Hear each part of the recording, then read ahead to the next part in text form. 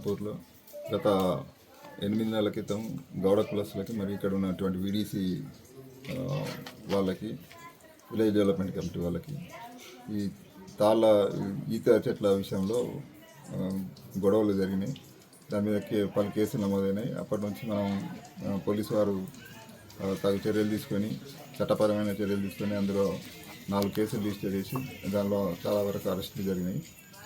తర్వాత మేము చీఫ్ కమిటీలు ఏర్పాటు చేసి కమిషనర్ గారు మరియు జిల్లా జడ్జి గారు కూడా ఇక్కడ మీటింగ్లు పెట్టి సబ్ కలెక్టర్ గతంలో ఆర్డీఓ ఉండే అందరం కూడా చాలాసార్లు వీళ్ళకి కౌన్సిలింగ్ చేసి ఈ ప్రశాంత వాతావరణం వెళ్తున్నాం. ఈ క్రమంలో వీడీసీ కూడా రద్దు చేసుకున్నామని చెప్పి విలేజ్ వాళ్ళు చెప్పారు. నిన్నటి రోజు మనకు ఈ కొంతమందికి ఇందిరమ్మ ఇల్లు వస్తాయని చెప్పి ఒక 4 వ్యక్తులు వాళ్ళు ఇల్లు కట్టుకోవాలి. అక్కడ ఉన్నటువంటి గతంలో వాళ్ళు కొనుక్కున్నటువంటి ప్లాట్లలో ఈ ఈత చెట్లు ఉండే వాటిని క్లియర్ చేసుకొని సాఫ్ చేసుకొని మేము ఇల్లు నిర్మాణం చేసుకున్నామని చెప్పి వాళ్ళు ఒక 2 ట్రాక్టర్లు పెట్టి సాఫ్ చేసే క్రమంలో అక్కడ ఉన్నటువంటి ఈత చెట్లను తొలగించడం జరిగింది. అయితే ఈ ఈత చెట్లను తొలగించడానికి ఎలాంటి పర్మిషన్ తీసుకోలేదు. వాళ్ళు తీసుకోకపోయేసరికి వాళ్ళు గౌరవ ఎక్సైజ్ డిపార్ట్మెంట్కి అప్రోచ్ చేసి వాళ్ళకి ఫార్మల్ కాంప్లైంట్ లాడ్జ్ చేశారు.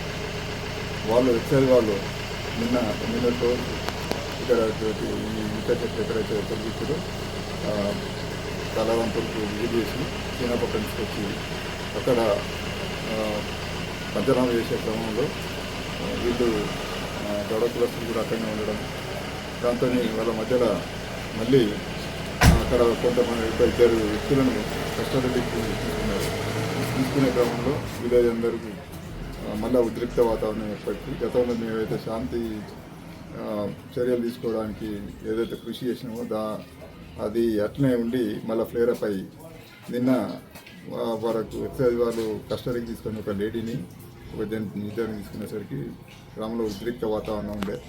చాలాసేపు వాళ్ళు పోలీసు వారు లోకల్ పోలీసు రీచ్ అయ్యి సద్దు మన క్రమంలో మళ్ళీ ఈ గౌడ సంఘం మీదకి గ్రామస్తులు వెళ్ళి అక్కడ ఉన్నటువంటి కుర్చీలను ధ్వంసం చేయడం జరిగింది.